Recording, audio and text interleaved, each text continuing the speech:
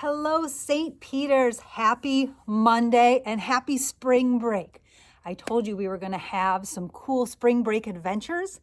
Oh, I wanted them to be outside, but it is so windy outside today. We would get blown away for sure. It's a very gloomy day. So I decided to have an adventure inside. Do you know where I am? I built a fort in my living room. I did. I built a fort, and all I needed was a couple of blankets and the furniture I already have. So here's Ralph. He's sitting with Magic Monkey on my little couch over here. Sometimes I have read from sitting on this couch. My Pig of Joy is right here. And this is the little ottoman that goes in front of my couch usually, but that's where I'm sitting. And then I brought over my rocking chair and another chair from the dining room right here. And then I just got some extra big comforter blankets and I put them over the top. So you can see here's the roof of my fort. If I pull on it a little bit, you can see the roof move. See that? I have, here's what you need if you build a fort, because you're going to spend some time in there and you might bring in your brothers and sisters so you can play some games and do a fun activity like the one I'm going to show you after we read our story. So you have to make sure you have plenty of pillows and cushions to sit on, and maybe bring in a cozy blanket in case you want to snuggle up and read a book. You should have a water bottle, and it has to be something that doesn't spill because you're in a fort. You can't make big messes. And maybe a snack that's not too messy. Like I have this Easter egg Rice Krispie treat. I'll eat that later. So you have to have all of your supplies. You also should make sure you have, now you, where my camera is set up, are kind of in my doorway. So I don't want to pull my doorway all the way down, but you could get some privacy with the doorway. I hung up a couple lights. See this one? Yep. Just hanging there. Just a little flashlight. And I have another one right up here. So I have everything that I need, including our friends and the jar of joy is back here. We'll still spread some joy a little bit later on. Okay? So if you want to hold on a second and build your fort and then watch story time, you could do that. Or you could wait and build your fort after. And you know what? Sometimes a really easy fort is to just take a blanket and put it over some chairs that are already at your table, your dining room table, your kitchen table, and just have it be under the table. It's like a nice secret spot under the table. It's kind of fun. It's an indoor spring break adventure. So we're going to have that today. Do you have everybody? Is everybody ready? Settled in? We got our friends, all of them. All right, let's get ready for library.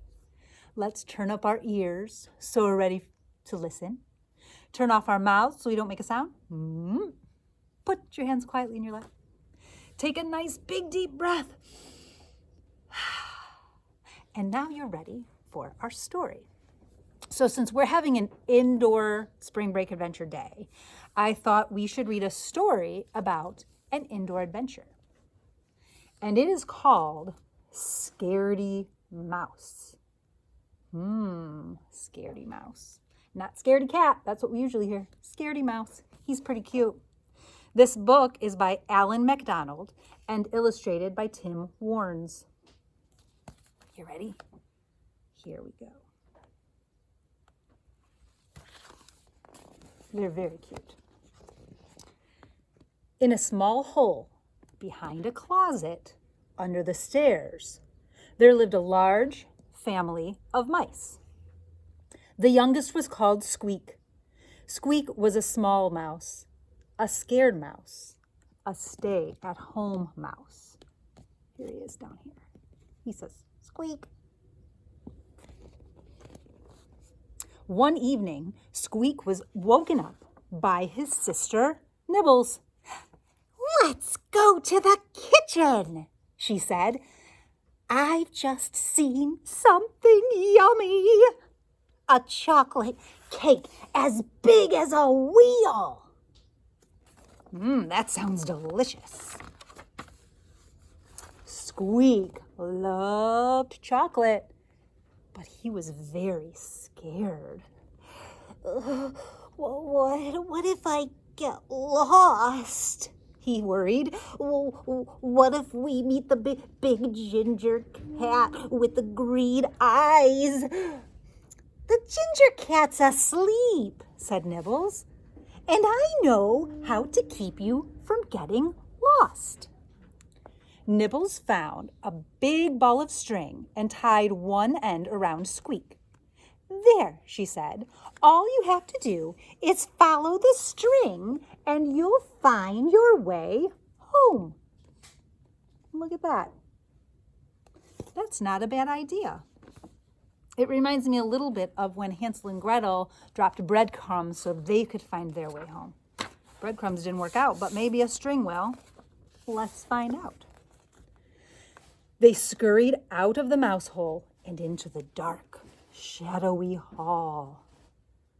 Squeak kept close to Nibbles, trailing the string behind him. But as they crossed the hall, Squeak saw a long, stripy tail. Dun, dun, dun. Do you think it's the cat? Let's find out.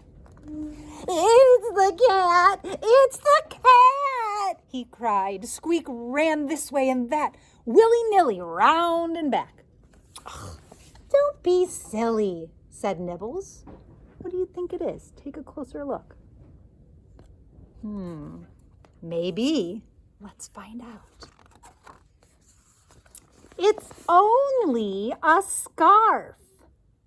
Did you guess a scarf? I bet you did. Good job.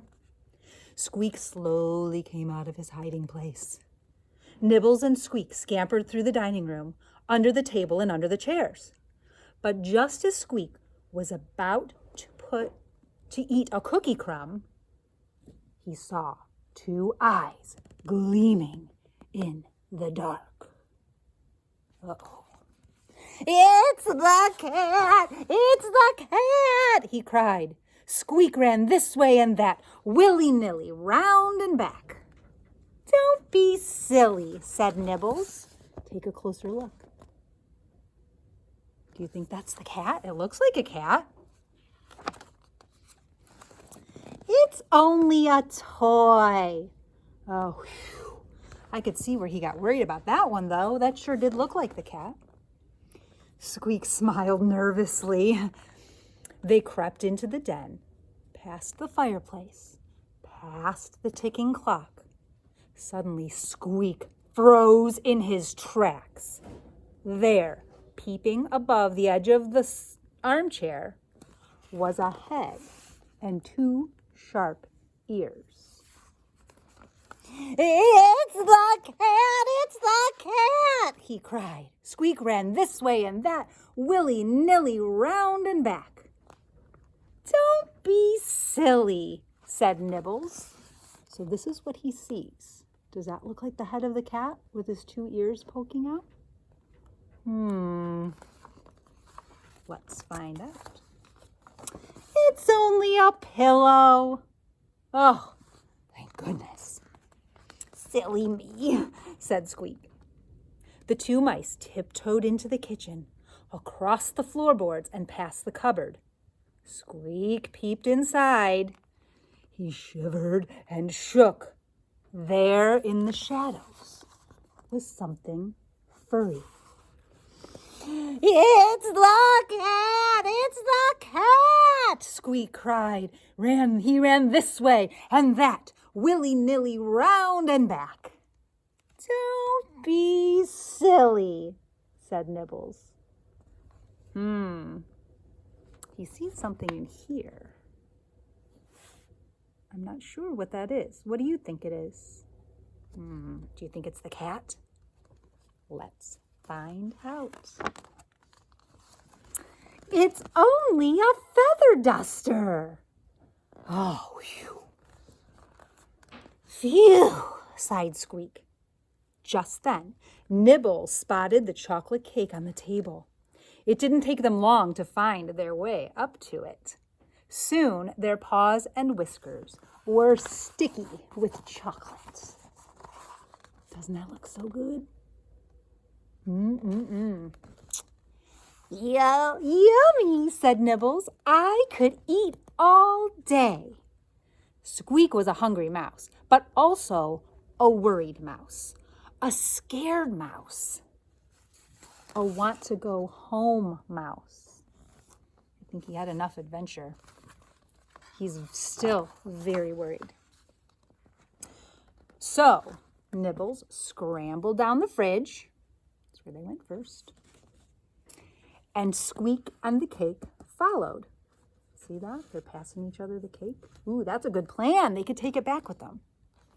They heaved the cake across the floor. Just as they reached the door, a shadow fell across their path. Uh-oh. Do you think it's the cat this time? Sure looks like the cat. It's the cat! It's the cat! Cried Squeak. Don't be silly, said Nibbles. It's only the cat! Run, Squeak! Eek! Squeak ran this way and that, willy-nilly round and back. The big ginger cat narrowed his eyes and opened his claws. Oh no! Oh no!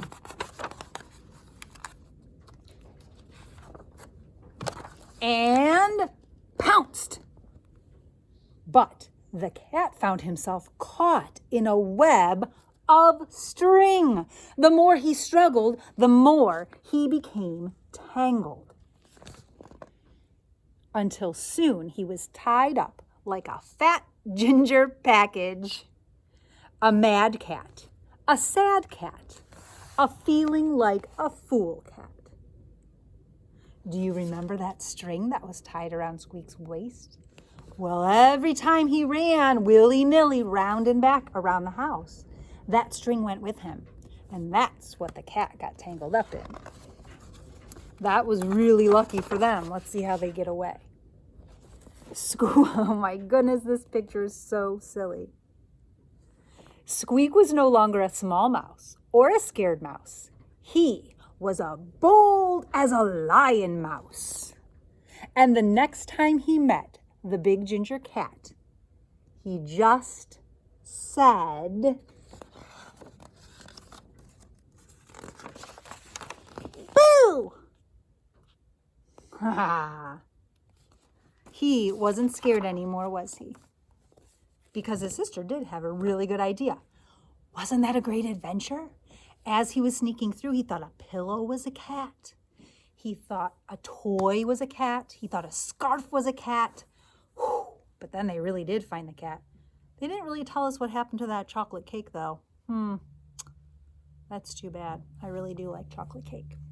Okay, are you ready to find out what our activity for inside our fort is today? Now, this is something, it's kind of cool because you might have some that are already done at home that you can build on your own, but have you ever thought about making your own? And I am talking about a puzzle, right? A lot of puzzles, they come in a box or they come on a board and you dump them out and you put all the pieces together and you can do it over and over again. That's the great part. But did you know you could also make your own puzzle? It's true, I know. I have 3 ways to show you how to make a puzzle today. Do you want to see how? All right. Now, the great thing about when you make your own puzzles, you can make them as tricky or as simple as you would like. So if you want to make a few different puzzles for maybe different ages of people, some of your older brothers and sisters or your moms and dads, you could challenge them with a puzzle with a lot of pieces and maybe different shaped pieces. Or if you have a little brother or sister that's maybe 3 years old or so, I would give them something with some simple shapes and just a few pieces so that they get successful and they get excited because they know how to finish a puzzle. All right, so I'm going to show you the 3 ways that I made puzzles today. Now, you might come up with something different because I know how clever you are. I have seen it. Okay, so the first way, I drew a picture like this. Now, you see some are missing because I already cut some of the pieces out. So I just colored on paper. I used markers today. I don't know. I was feeling some flowers and I I wanted to do a lot of colors in the background so that when I put my pieces together, it kind of made it a cool challenge to see which way to turn my pieces. I'll show you that in a second. So you just draw your picture and color it in however you like. Then on the back, you just take a pencil or a pen and you draw all kinds of shapes. Now my puzzle, this one, is probably, I would say, like in between. It's not too tricky, but it's not super simple either. All right, so you see all those, I didn't even do the same shape. I'll cut all kinds of different pieces and shapes. And down here, even though it looks like a square, I actually cut them into quite a few different pieces. So what you would do is you would cut them all out and mix them up and lay them down in front of you, and then try to put them all together while they're on the ground, obviously. See, when I hold it up, it's a little trickier to show. But see how that one, this one lines up like that. And then I take another piece. This one happens to be a triangle. And I can line it up inside that flower, just like that. That's the first way you can make a puzzle, by just drawing your own picture, okay? Another way, and I'm going to show you, this is kind of a more basic way, but again, it can be basic or challenging depending on how many pieces you cut. I am lucky enough to have, we have some really neat birds, and it's called Birds and Blooms, this magazine, and they have some really great pictures. So I've cut a few pictures out, or I just pulled them out of the magazine. See that? And then I'm going to make this so if I was doing this for someone a little bit younger, I'm going to take my scissors and I'm just going to cut some strips across like this. I'm going to do it one time, 2, 3, maybe one more time. Okay, so now I have 4 strips and they're all just long rectangles.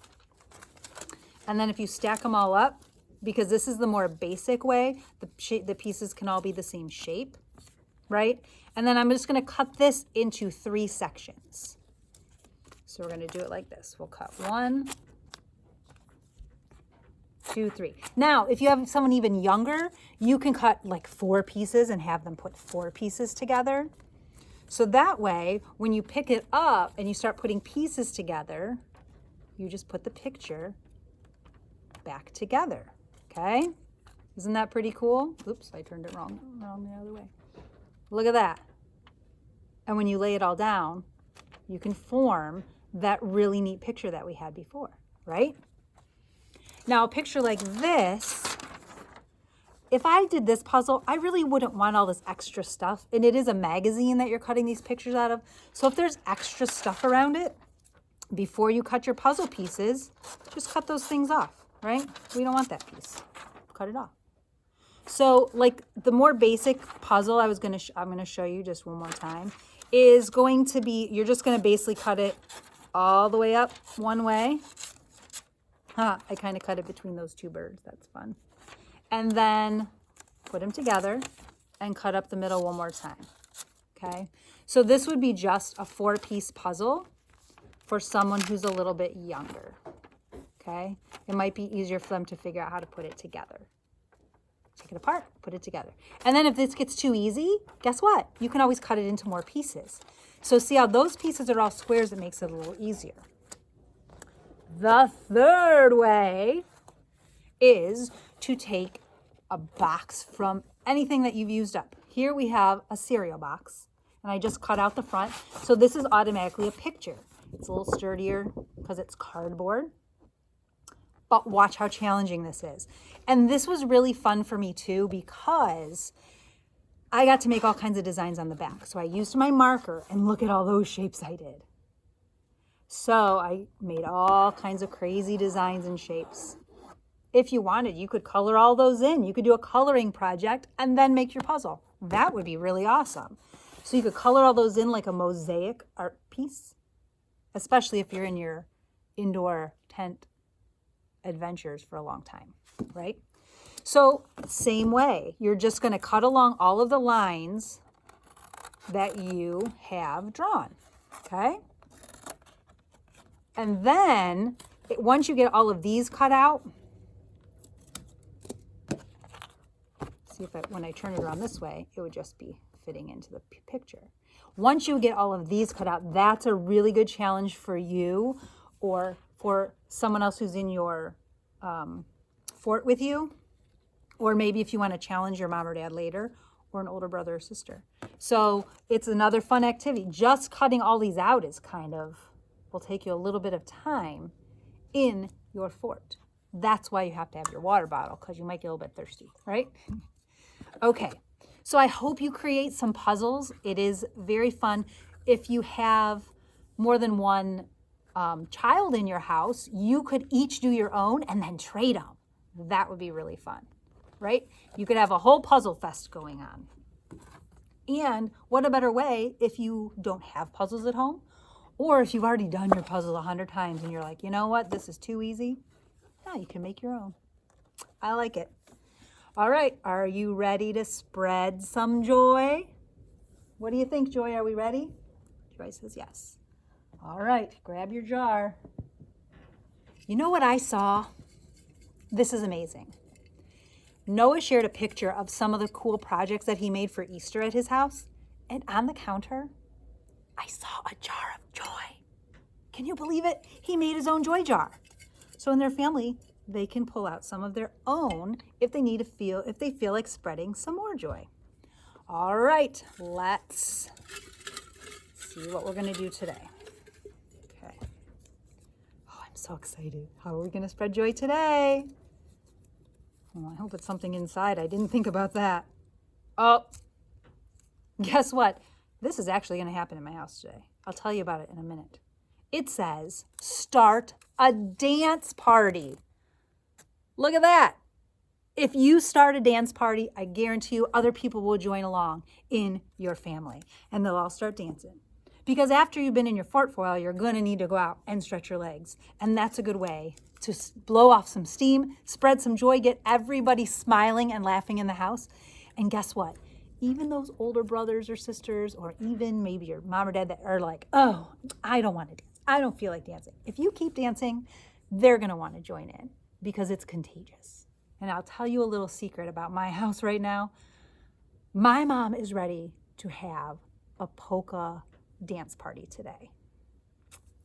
It's the day after Easter, and we're Polish over here. So that's what we do. We dance. So I'm going to be having a polka dance party. You can dance to whatever music that you would like, but I know it'll make all of us joyful. It'll lift up all of our spirits on this gloomy day. It is spring break, so let's have some fun.